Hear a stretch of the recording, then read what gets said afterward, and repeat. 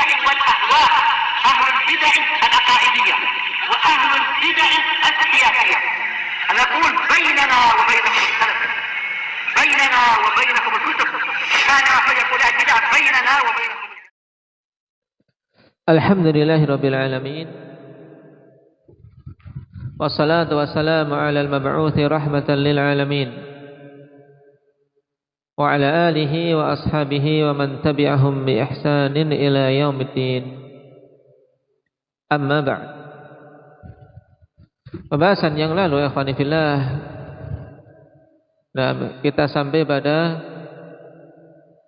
perkataan Syekh Muhammad bin Abdul Wahhab rahimahullahu ta'ala, wa kullu ummatin ba'athallahu ilaiha rasulan min Nuhin ila Muhammad ya'muruhum bi'ibadatillahi wahdah wa yanhahum an ibadatit taghut.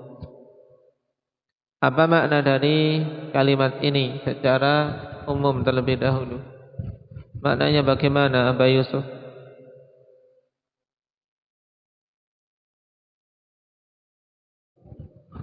Taib. Semua umat Allah Subhanahu wa taala telah mengutus kepada mereka seorang rasul dari Nuh sampai Muhammad. Ini jelas. Apa dalilnya? Indak Maulana.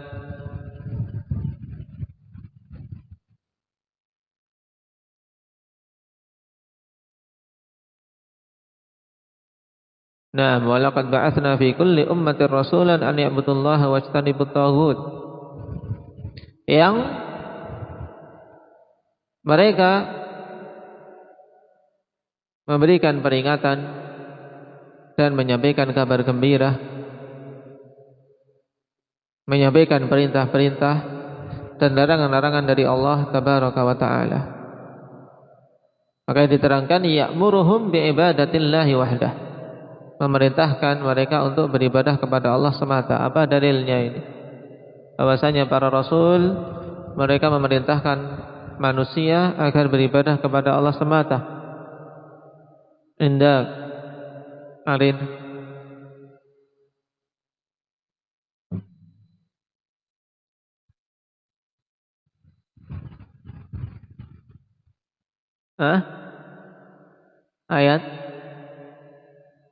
Ayat yang tadi, yang lain. Nah, jangan idem. Nah, taib. Seruan para anbiya seperti Nuh misalnya, ya qaumi i'budullaha ma lakum min ilahin ghairu. Juga Nabi Allah Hud, i'budullaha ma lakum min ilahin ghairu. Beribadahlah kalian kepada Allah, tidak ada ilah yang hak untuk diibadahi kecuali Dia. Ini perintah. Kemudian wayanhahum an ibadatit taghut. Nah, melarang mereka dari peribadatan kepada taghut. Taib. Dan kemarin kita sampai pada pengertian taghut. Taib yang datang dari para salaf, ungkapan-ungkapan yang berbeda-beda. Di antaranya riwayat yang masyhur dari Umar, beliau menafsirkan taghut dengan apa? Hudzaifah. At-taghut asy-syaitan. Dan ini jelas. Karena syaitan adalah apa? Memang semua taghut kembali kepadanya. Karena dialah yang mendorong manusia untuk apa? Melampaui batas, mendorong manusia untuk melakukan berbagai macam kesyirikan dan kekufuran. Taib. Dan ungkapan yang paling bagus yaitu yang disampaikan oleh Ibnul Qayyim rahimahullahu taala, yang kemudian disebutkan di sini oleh Syekh Muhammad bin Abdul Wahhab rahimahullahu taala. Nah, apa itu? Indah Rifki.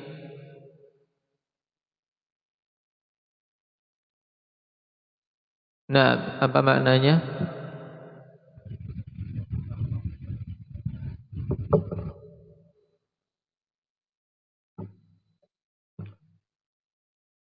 Taib. Naam. Yaitu ma tajawaza bihil abdu haddahu min ma'budin aw matbu'in aw muta'. Itu apa saja yang manusia melampaui batas padanya Nah, dari sisi atau melampaui batas padanya berupa sesuatu yang diibadahi atau diikuti atau ditaati. Nah, oleh karena itulah ikhwan, tauhid dilihat dari sisi jenis yang diibadahi ini ada bermacam-macam. Nah, sesuatu yang manusia melampaui batas padanya dari jenisnya itu bermacam-macam.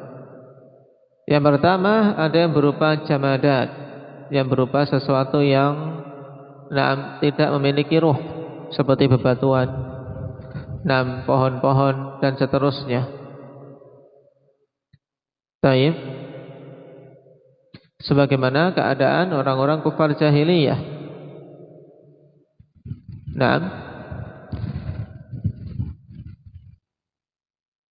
Mereka menyembah berhala-berhala dari batu. Dan Rasulullah sallallahu alaihi wasallam telah memperingatkan bahwasanya kiamat tidak akan tegak sampai manusia kembali kepada peribadatan kepada berhala ini, wal iyad billah. Maka hendaknya kita betul-betul mempelajari tauhid, kemudian memohon pada Allah kekekalan di atas tauhid juga anak keturunan kita. Jangan sampai ada dari anak keturunan kita yang mereka terjatuh dalam penyembahan berhala.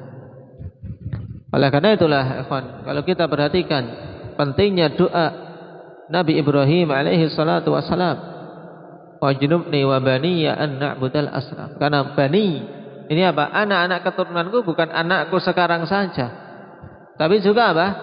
Anak, cucu, buyut, terus sampai apa? Sampai berakhirnya keturunan kita. Ini orang-orang yang saleh, para anbiya senantiasa memikirkan yang jauh. Pikirannya tidak pendek, tidak hanya berkutat pada diriku saat ini, tapi juga pada anak keturunanku sampai seterusnya. Kenapa? Karena kebaikan mereka kita pun akan merasakannya.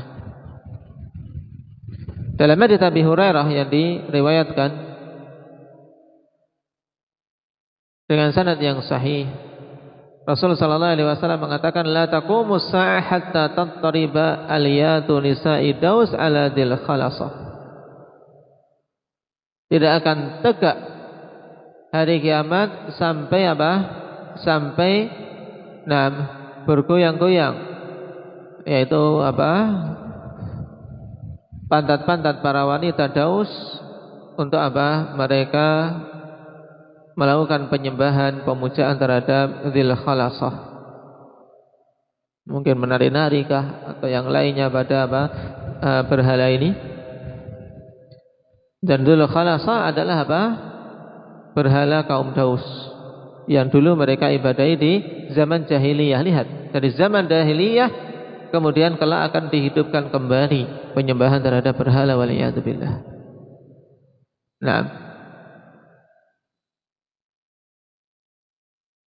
Ini yang berupa apa? Berupa sesuatu yang tidak punya ruh, bebatuan dan seterusnya. Kemudian yang kedua, ma fihi ruh kal ins wal jin wasyayatin. Taghut jenis yang kedua yang berupa sesuatu yang punya ruh, seperti manusia. Manusia bisa menjadi taghut. Bisa menjadi taghut. Yaitu pada contoh apa? Yang diibadahi karena Allah dan dia ridha. Contoh yang jelas apa? Dari manusia yang dia itu taghut. Siapa? Apa Muhammad? Fir'aun misalnya. Fir'aun yang menyeru manusia untuk menyembah dirinya, beribadah kepadanya. Ini taghut berupa manusia. Jin, juga jelas. Ya, para jin yang meminta para dukun-dukun untuk untuk menyembah padanya. Baik orang-orang juga yang lemah iman atau bahkan tidak punya iman, minta pesugihan, minta jalan keluar, datang ke penunggu-penunggu gunung atau lautan dan seterusnya, itu para jin. Kemudian syaitan.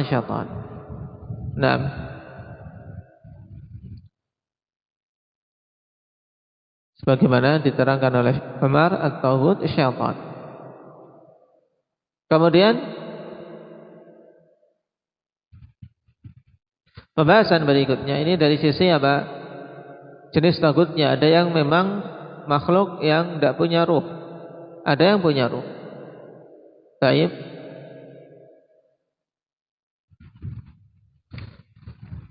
Dan sekarang kita masuk pada jenis-jenis atau apa?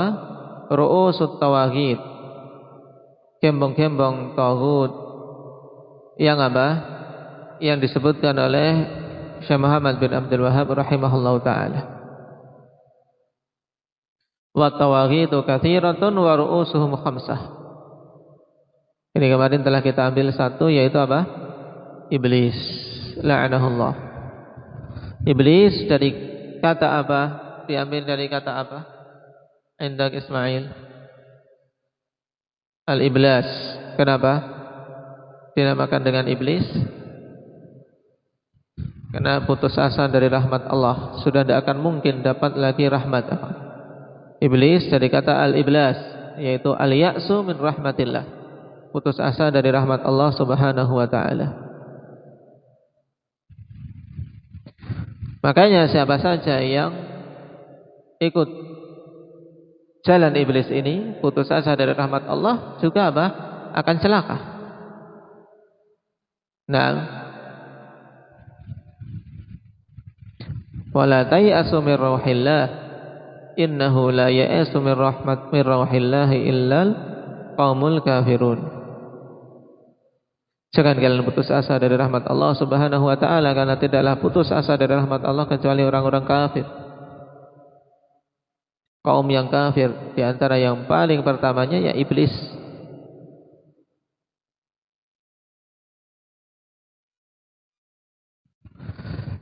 Dikedepankannya iblis dari taghut yang lain memiliki alasan. Nah, apa alasan-alasan yang kemarin kita sebutkan Indak Ahmad?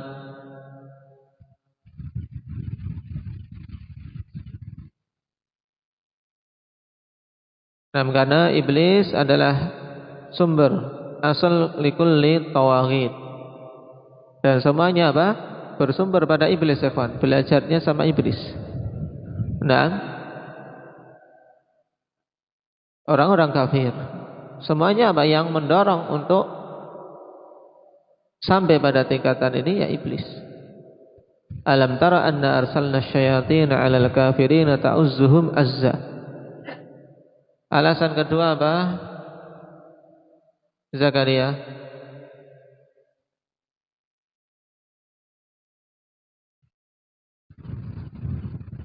Hah? Irfa sautak. Nah, karena apa? Karena gangguan yang diberikan kepada Adam dan anak keturunannya secara keseluruhan. Gangguannya sangat luas, ikhwan. Mulai dari nabi kita bapak kita Adam sampai apa? Semua anak keturunan beliau sampai ke kita juga sampai hari kiamat, terus permusuhannya, gangguannya tidak pernah berhenti. Maka jangan sampai kita lengah dan jangan sampai kita menyerah, nah, dari gangguan-gangguan yang didatangkan oleh iblis dan bala tentaranya. Yang ketiga apa? Alasan ketiga Indak Abu Abdul Razak. Nah, kedengkian yang sangat terhadap anak Adam dan anak keturunannya secara keseluruhan. Sehingga apa? Dia terus menerus mengusahakan Bani Adam ini tersesat. Nah, sekarang kita masuk pada apa? Metode-metode syaitan dan cara-cara syaitan dalam memerangi anak keturunan Adam. Ini penting untuk kita sadari, kita ketahui. Kenapa, ikhwan? Karena setelah kita tahu dia musuh yang tidak boleh kita jadikan teman, harus dalam diri kita itu tidak boleh kita menyerah, sudah berteman saja dengan syaitan, tidak boleh.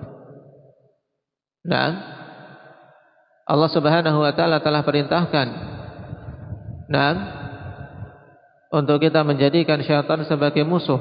Apa dalilnya? Indak Talha.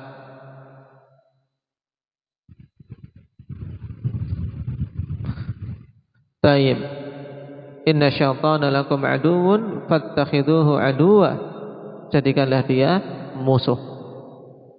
Nah, sekarang setelah kita tahu dia musuh, bagaimana kita bisa menang?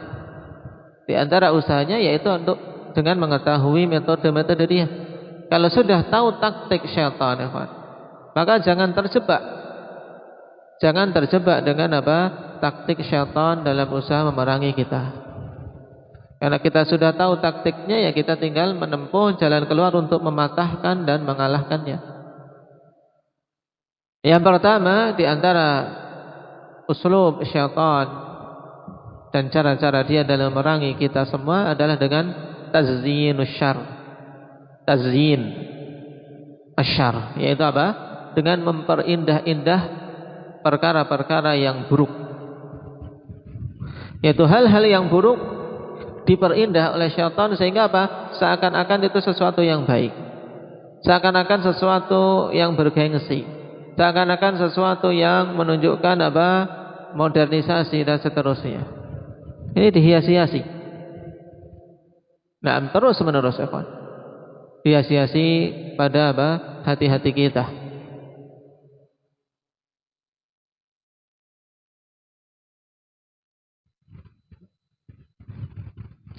Dimulai dari apa? Dari Nabi kita Adam atau Nabi bapak kita Adam. Hias-hiasi. Sesuatu yang dilarang terus digoda agar ada mendekatinya. Sampai-sampai pohon tersebut apa? Dinamakan dengan apa? Nama yang sangat bagus, sangat keren. Nama apa? Syajaratul Khuldi. Nah, ini nama dari syaitan. Nah, untuk menipu apa? Menipu Nabi Adam alaihi salam. Dinamakan dengan Syajaratul Khuldi, pohon kekekalan. Wa mulkin la yabla, ingin diberitahu hias-hiasi. Nah, dan terus sampai saat ini ya, berjatuhan korban-korban syaitan dan bala tentaranya dari sisi ini. Sampai-sampai apa? Banyak kaum memilih untuk apa? Untuk berada di atas kekufuran daripada jalan hidayah. Wa amma Tsamudu fahadainahum fastahabbul 'ama 'alal huda. Orang-orang Tsamud. Nah, mereka apa? Kami telah berikan petunjuk, tapi apa mereka lebih suka untuk berada di atas apa? Kebutaan. Kenapa seperti ini? Karena dihiasi oleh syaitan bahwasanya itu sesuatu yang bagus. Nah, Allah Subhanahu wa taala katakan pada surat Al-Ankabut di ayat yang ke-38 yang sangat jelas. Wa 'adan wa thamuda faqad tabayyana lakum min masakinihim wa zayyana lahum asy-syaitanu a'malahum fasaddahum 'anis sabili wa kanu mustabsirin. Dan kaum 'Ad, kaum Tsamud telah jelas bagi kalian bagaimana akhir yang menimpa mereka dari tempat-tempat tinggal mereka. Dan orang-orang yang kuat, mereka asalnya diberi nikmat, tapi apa? Rasul-rasul mereka tolak dakwahnya, sehingga dihancurkan oleh Allah Subhanahu wa taala. Wa zayyana lahumus syaitan, syaitan menghias-hiasi untuk mereka amalan-amalan mereka sehingga menghalangi mereka dari jalan yang lurus. Dalam keadaan mereka sebenarnya dulu telah tahu, maka mustabsirin, telah tahu jalan yang benar mana, tapi apa? Jalan yang batil itu dihiasi oleh syaitan sehingga memilih itu. Nah, karena sesuatu terlihat seakan-akan indah. Demikian pula ikhwan pada zaman ini, kebid'ahan-kebid'ahan dihiasi oleh syaitan. Kemaksiatan. Para pemuda ikhwan, kalau sebagiannya tidak merokok, misalnya laki-laki tidak merokok, itu apa? Tidak keren, tidak apa? Tidak sejati, tidak apa? Bukan gentleman katanya. kalau nggak ngerokok dan seterusnya. Ini hias-hiasan dari syaitan. Para wanita juga kalau nggak tabarruj keluarnya, ini apa? Dihiasi oleh syaitan. Bahwasanya itu adalah suatu emansipasi. Wal'iyadzubillah.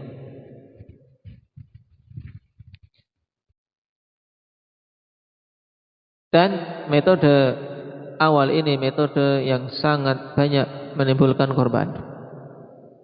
Nah, kesyirikan dihias-hiasi. Kalau tidak kesyirikan ya diceburkan dalam bid'ah. Sehingga banyak manusia karena tipuan syaitan ini membela mati-matian kebid'ahan padahal itu sesuatu yang mungkar dengan sangat jelas. Kalau tidak bid'ah dengan dosa-dosa besar, dihiasi oleh syaitan menjadi sesuatu yang mereka perlu diperjuangkan.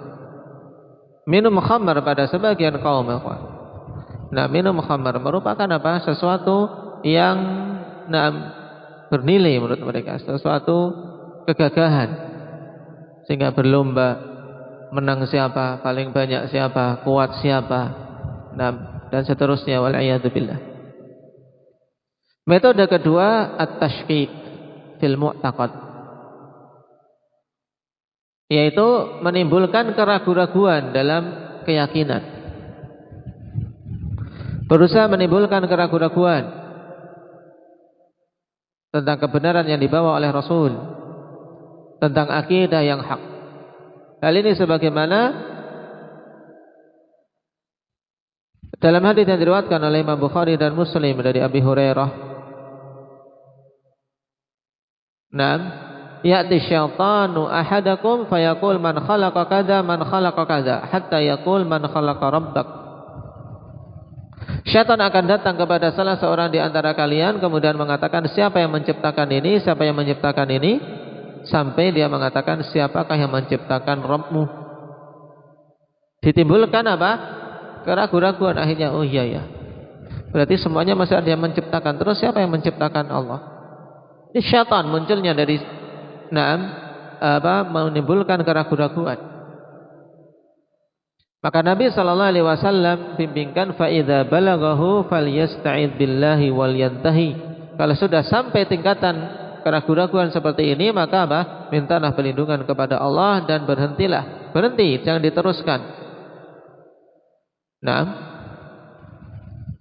Menimbulkan tasyki, juga menimbulkan was-was. Was-was pada akidah maupun pada ibadah, ikhwan, ini adalah metode syaitan. Makanya harus diusir perasaan was-was.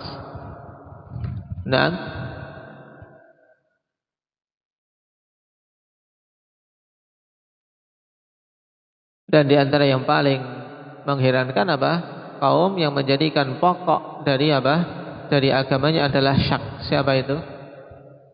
Kamu harus ragu dulu. Kalau belum ragu, belum bisa yakin nantinya. Jadi di antara jalan untuk mencapai keyakinan mereka harus ragu dulu. Siapa ini?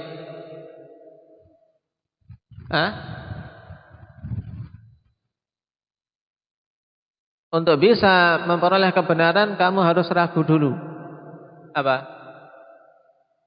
Ahlul filsafat, ahlul bid'ah.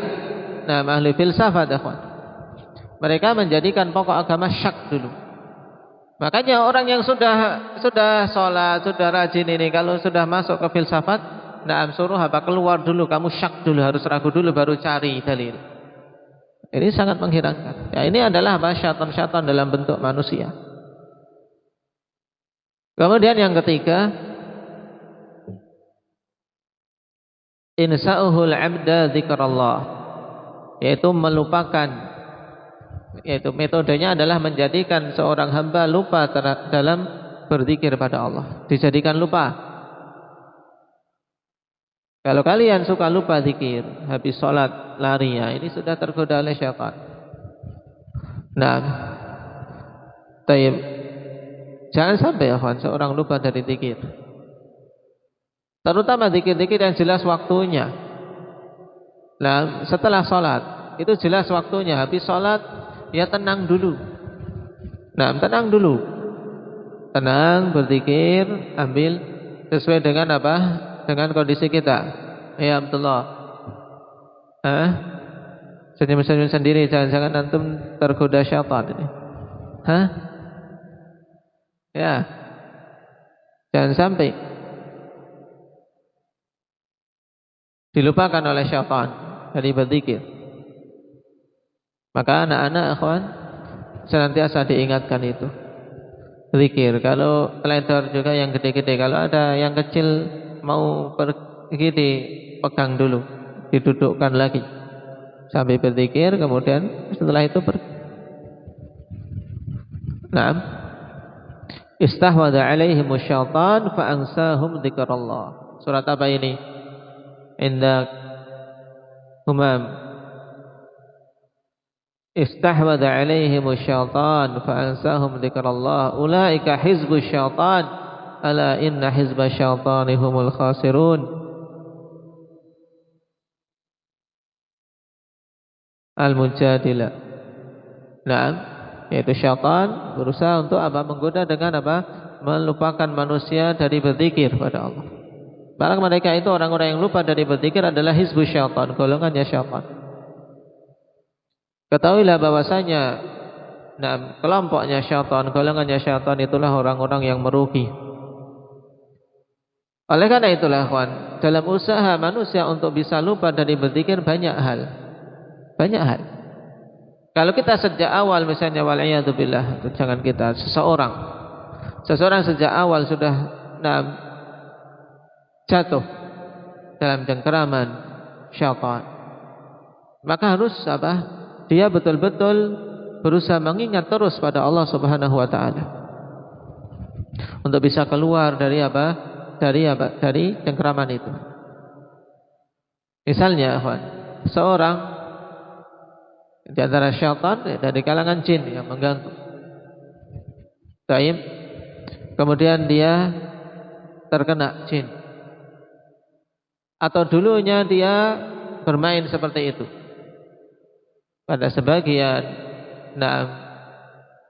pencaksilat dan yang lainnya, mereka sengaja memasukkan jin.